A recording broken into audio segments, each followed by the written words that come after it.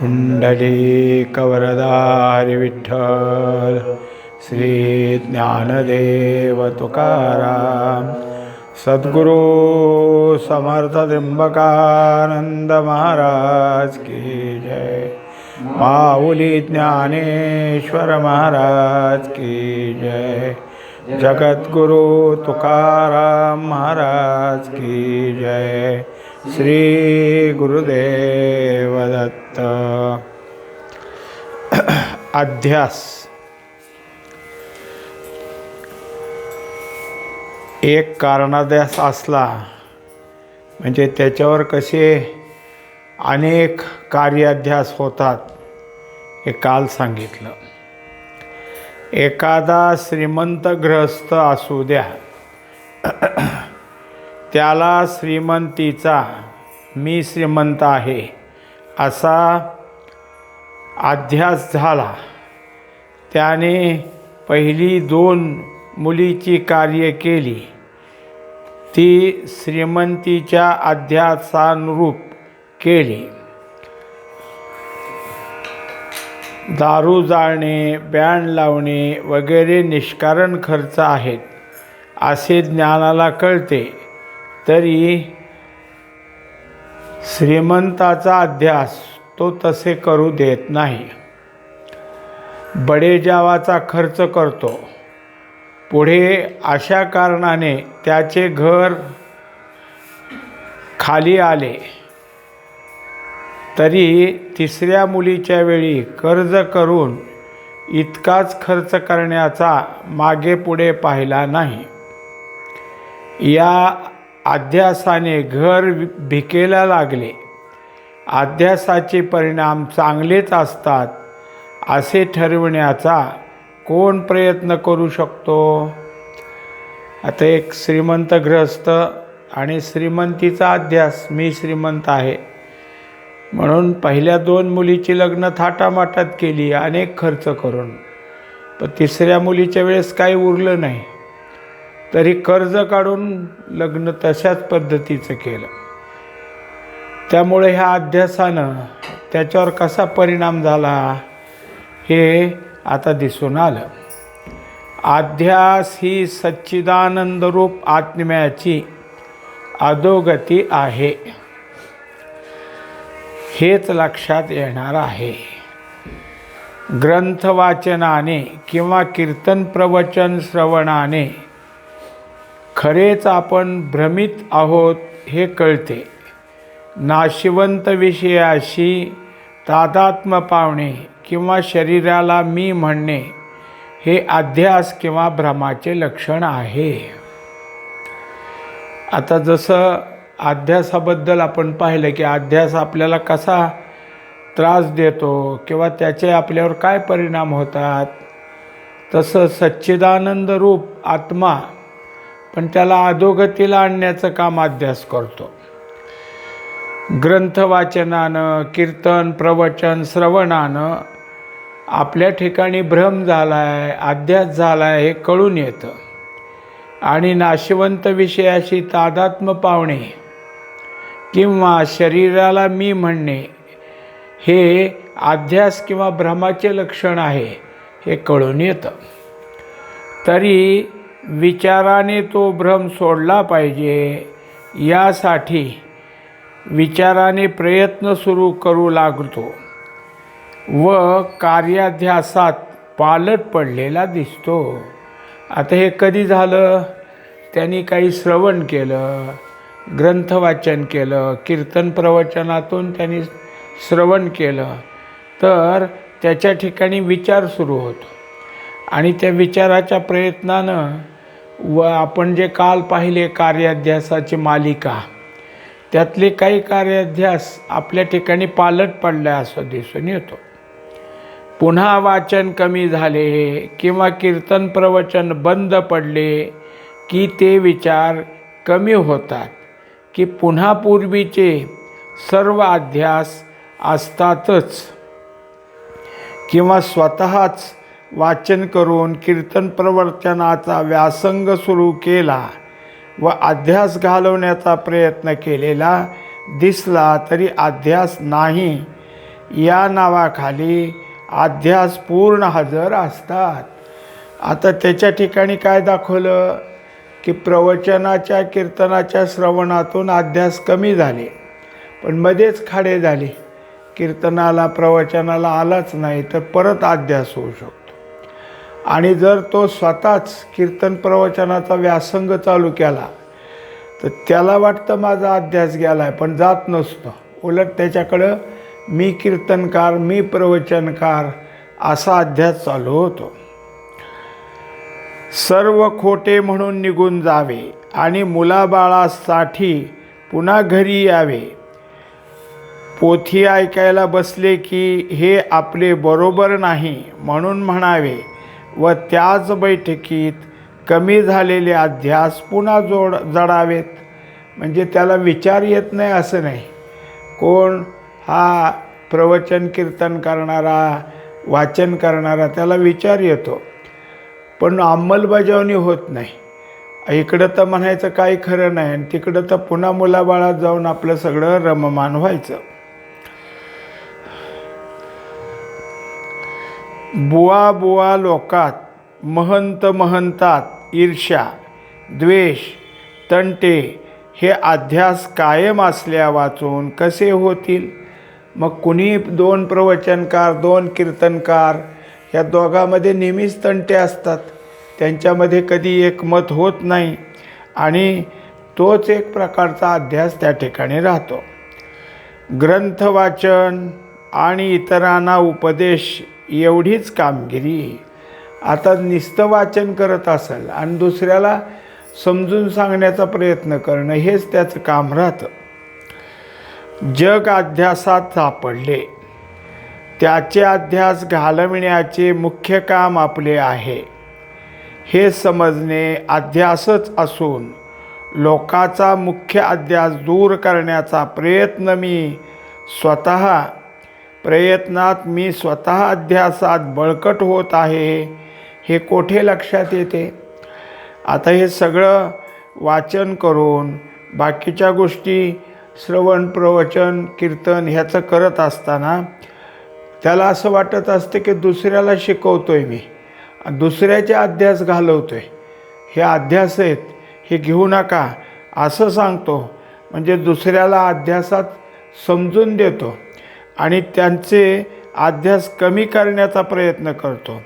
पण मी यांचे अध्यास कमी करतोय असं म्हणणं हे सुद्धा त्याचा अध्यासच आहे आणि तो त्याच्या ठिकाणी बळकट होत असतो.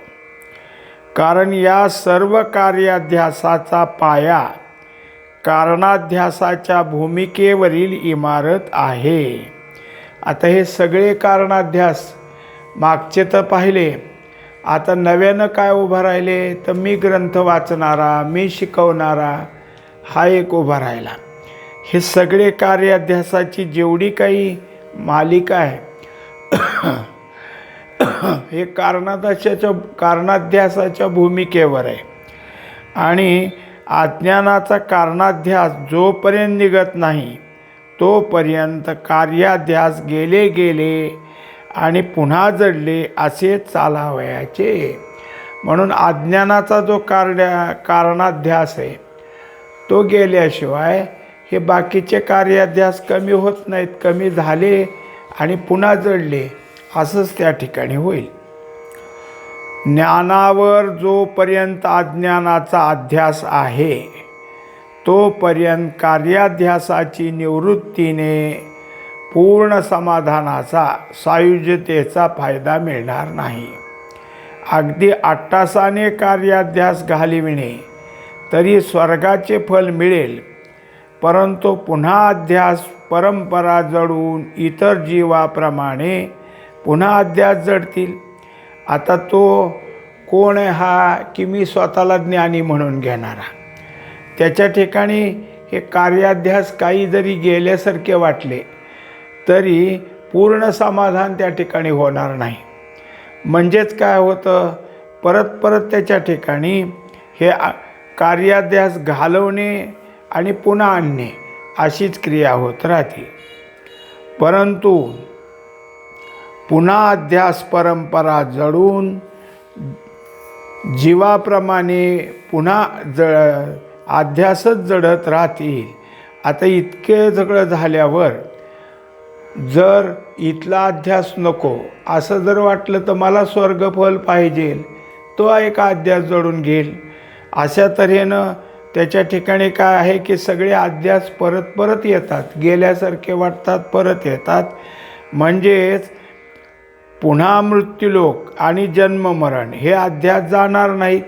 आता इतकं सगळं झालं तरी काय, माऊली नाहीत का म्हणतात की ब्रह्मपणाचे निभळसे न चुकती पुनरावृत्तीचे वळसे.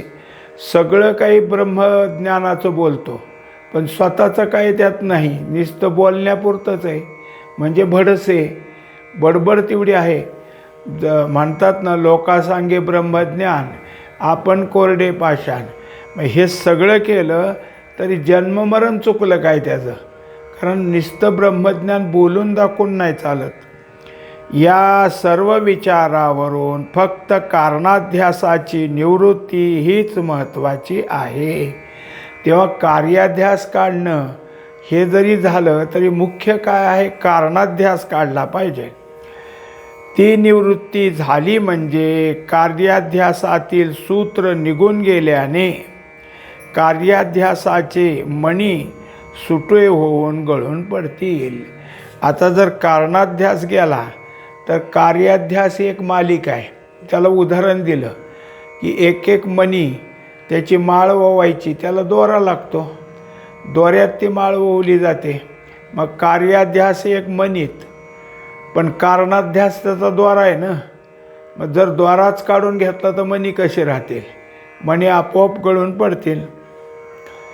एखाद्याची सून वारली तर सुनेचे द्वारा व्याही विहीन वगैरे सर्व जगात सांगण्यापुरती नाती असू शकतील, पण मुख्य जिव्हाळ्याचे सूत्र त्यातून गळून पडलेले असेल तद्वत नंतरचे कार्याध्यास जरी लोकाचारापुरते उरले तरी ते प्रभावी असू शकणार नाहीत. आता सुनेमुळं बाकीची तिच्या माहेरकडची नाती लागली होती, सूनच राहिली नाही तर ती नाती उगं लोकाला सांगायपुरती राहिली. या आमच्याकडे जेवायला बसा, मग हे कोण करायला लागले? आता ते नातं फक्त लोकापुरतं झालं. आता फक्त कारणाध्यास कसा दूर करावयाचा एवढाच प्रश्न उरला. त्याचा विचार करणे आवश्यक आहे. आता जो काही कारणाध्यास आहे तो कसा दूर करावा आणि त्यासंबंधीचाच विचार आता सांगणार आहेत. ह्या कारणाध्यासाची तपासणी करू लागलो तर ज्ञान अज्ञान रूपाला आले आहे हे दिसून आले आहे. अंतःकरण उपाधीकडे पाहून मी परिच्छिन्न एकदेशी अशी ज्ञानानेच कल्पना केली. आता जोपर्यंत काय आहे की ज्ञान आहे, पण ते ज्ञानसुद्धा आपल्या ठिकाणी काय करतं की अज्ञानाचीच लक्षणं मांडतं. अंतःकरण पाहायचं मग मी सगळ्यापेक्षा वेगळा आहे म्हणजे परिच्छिन्न आहे. इथं कसं आहे, ज्ञानानं सगळे अंतःकरण एक आहे, पण ह्याच्या ठिकाणी ते नाही ना. प्रत्येकाचं अंतःकरण वेगळं, म्हणून तो जो आहे तो मी त्याच्यापासून परिच्छिन्न आहे, एकदेशी आहे, ही ज्ञानाचीच कल्पना आहे. मग हे झाली का नाही अज्ञानाचं अंग परत. एरवी जडाला कल्पना किंवा ज्ञान स्फुरण होणे शक्य नाही. कल्पना त्याला करता आली पण कल्पनेबाहेर निघणे कठीण झाले. आता त्याच्या ठिकाणी कल्पना आली, कल्पनेचं स्फुरण झालं, पण कल्पनेतच रमला ना, कल्पनेतनं बाहेर निघाला नाही. मागे क्रमिक पुस्तकात खोड्यात पडल्याचे क्लेश कसे होतात हा धडा होता.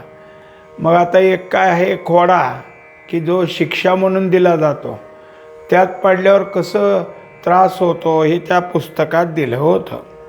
न्यायाधीशाला खोड्यातील क्लेश अनुभवण्याची लहर आली म्हणून त्याने खोडा अडकविला. पण क्लेश होऊ लागल्यानंतर बाहेर निघणे जमेना. आता जो शिक्षा द्यायचा तोच न्यायाधीश त्या खोड्यात अडकला, म्हणजे अडकून घेतलं. आणि जेव्हा त्रास व्हायला लागल्यावर निघायला येईना बाहेर. म्हणजे दुसऱ्याने त्याला मोकळे केल्याखेरीज त्या बाहेर निघताच येत नाही. अर्थात खोड्यातून दुसऱ्यानं मोकळं करावं लागतं, तेव्हा बाहेर निघता येतं. त्याप्रमाणे ज्ञान आपल्या कल्पना स्वभावाने अज्ञान स्वभावाला आले, पण तेच अज्ञान टाकून मोकळे होणे अशक्य झाले. ज्ञानियाला अज्ञान कळतं, पण अज्ञानातनं बाहेर पडणं, त्याला मोकळं करणं हे कळत नाही. या अध्यासाची जागा पाहिली तर तीच कारण देहाची जागा होय. आता हा अध्यास नेमका कुठे आहे तर कारण देहाच्या जाग्याला. अवस्था सुषुप्ती व आनंदमय कोश असून तेथे अध्यासाची घडण अतिसूक्ष्म आहे.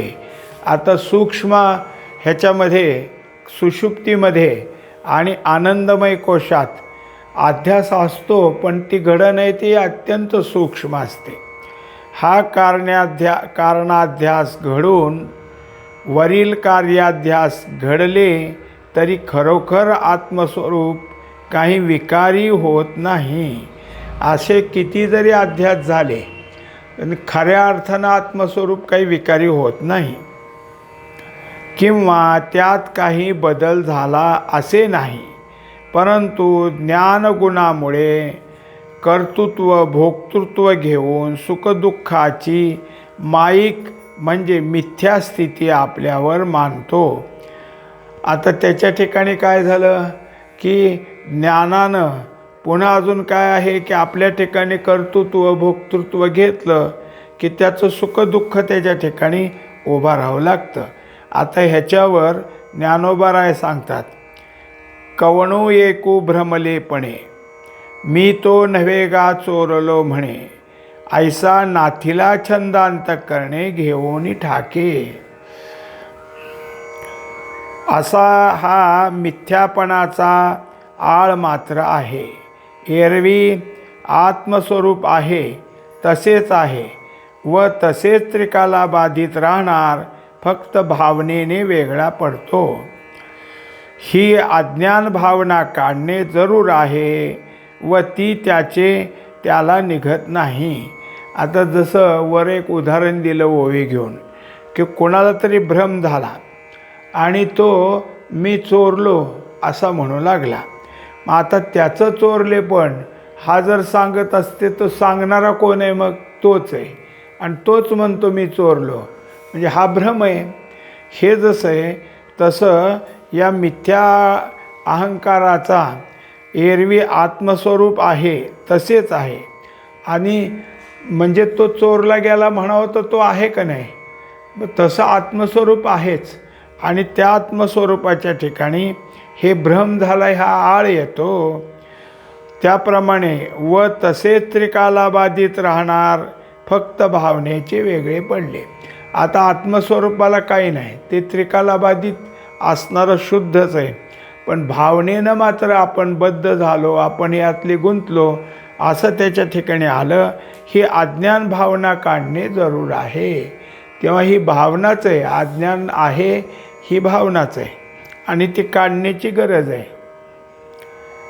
हा अध्यास निघण्यास श्रुती युक्ती अनुभव या तिहीची जरुरी आहे.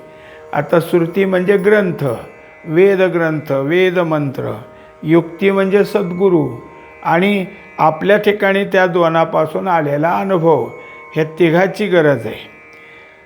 जसे हाताचे बोटात अंगठी आपण सहज घातली व बोट अंगठीच्या आवळपणाने सुजून त्याला रग लागली, मग ज्याचे त्यानेच काढण्यास दुःख वाटत असल्याने सोनाराकडे जाणे प्राप्त होते. आता अंगठी घातली पण त्याच्यामुळं बोट सुजलं आणि ते काढता येईना, आणि आपले आपण काढायचे म्हणलं की दुखायला लागलं, मग सोनाराकडे जावं लागलं, कातरून काढू आपण, हे बाजूला कर. तसेच अध्यास निवृत्तीसाठी संत सान्निध्याची गरज लागते. तसा हा अध्यास एरवी ज्याची त्याला कधीच काढता येत नाही, आणि त्याच्याकडं संत महात्म्यांची गरज असते. अत्यंत शहाणा मनुष्य संकटात सापडला तर त्यावेळी शहाणपण काम करीनासे दिसून येते.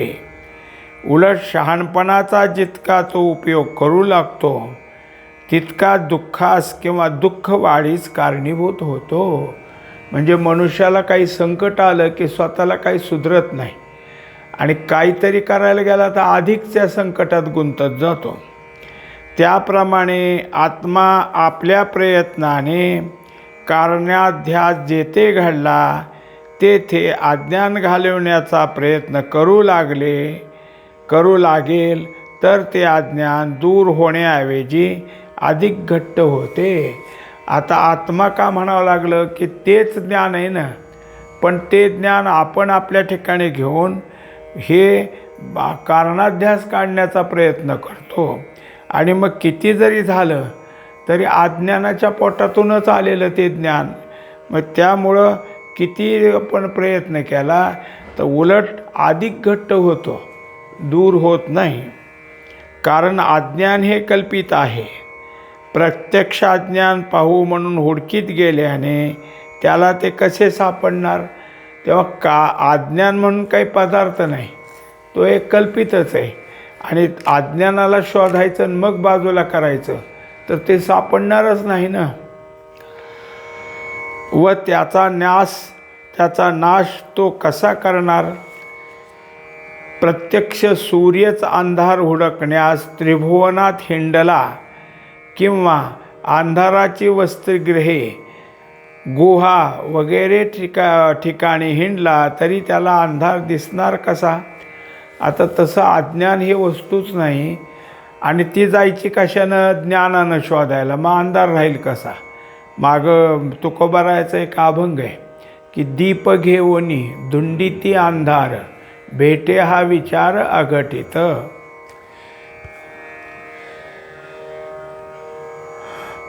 त्याच्यात दुसरं उदाहरण दिलं की सूर्य जर अंधार हुडकायला निघाला तर कसं सापडल? नाही, त्यांनी सांगितलं मी गुहेत जाईन, कुठल्या तरी विवरात जाईन, तिथे गेला तरी अंधार कसा त्याच्या पुढं राहणार?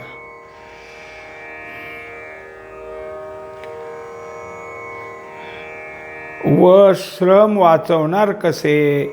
आता जिथं जी वस्तूच नाही तिला शोधून नाश करायचं म्हटलं तर मग निष्कारण श्रम झाले.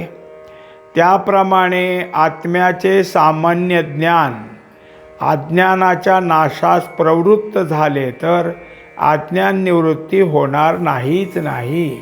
तेव्हा आत्म्याच्या सामान्य ज्ञानानं अज्ञानाची निवृत्ती होत नाही. त्या ठिकाणी काय आहे की सामान्य ज्ञान हे अज्ञानाच्या विरोधी नाही. मग कोणतं ज्ञान तिथं पाहिजे? तर विशेष ज्ञानाशिवाय अज्ञान निघत नाही व त्याचे श्रम व्यर्थ जातील. त्याचप्रमाणे आमचा परमार्थ किंवा आम्ही करत असलेले जप तप तीर्थक्षेत्र साधने आमच्या श्रमास कारणीभूत होतात. त्यामुळं काही जरी झालं तरी कितीतरी अभंग आहेत माऊलींनी त्यात की योग याग विधी येणे नोहे सिद्धी, वायाची उपाधी हे दाखवलं. पुढं जप तप कर्म क्रिया नियम धर्म हे सगळे काय आहेत? अडचणीत आणणारे. त्रिवेणी संगमी नाना तीर्थे भ्रमे, चित्त नाही नामे तरितेवर, हे सगळे काय करतात? तुम्हाला गुंतून टाकणार आहेत. असली साधनं करून आपल्या ठिकाणी यातलं काय फक्त श्रम होतील पण अध्यास निघून जाईल असं नाही होत. म्हणून ही सगळी साधनं नाहीत कामाची. फक्त कोणचं साधन आहे की जे कारणाध्यास काढू शकतं. कारणाध्यास म्हणजे अज्ञान, ते काढायला ज्ञानाचीच गरज आहे. ज्ञानाशिवाय दुसरं काही तिथं मिळतच नाही किंवा त्याचा काही त्याला उपयोग होत नाही. म्हणून इतर साधनं जरी केली तरी त्या मनुष्याचा कारणाध्यास गेला नाही किंवा अज्ञान गेलं नाही.